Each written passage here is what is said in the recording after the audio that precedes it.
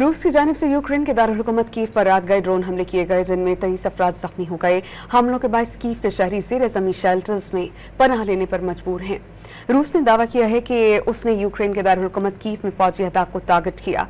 रूसी हमलों के बायस कीव की फ़ज़ाएं रात में दिन का मंजर पेश करती रहीं। यूक्रेन के एयर डिफेंस सिस्टम ने रूस की जानिब से दागे गए प्रोजेक्टाइल्स को फजा ही में तबाह कर दिया। यूक्रेनी हुकाम के मुताबिक रूस ने 539 ड्रोन्स और 11 मिसाइल से कीव पर 8 घंटों तक हमले जारी रखे।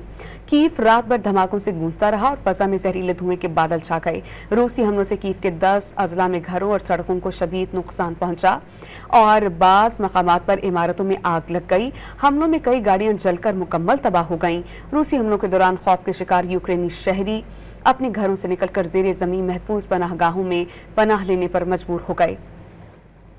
यूक्रेनी हुकाम के मुताबिक रूसी हमले में कोई शख्स जाम बहक नहीं हुआ, ताहम 23 अफराद जख्मी हुए। रूस की जानिब से इस हमले को यूक्रेनी फौजी इंफ्रास्ट्रक्चर को निशाना बनाने की कार्रवाई करार दिया जा रहा है, जबकि यूक्रेन ने इसे शहरी आबादी पर दानिस्ता हमला करार देते हुए शदीद मजम्मत की। रूस ने हालिया दिनों में यूक्रेन पर हमले जो किए हैं उनकी शिद्दत में इजाफा किया है। रूस की जानिब से यूक्रेन के मुख्तलिफ शहरों पर ड्रोन्स और मिसाइल हमले जारी हैं।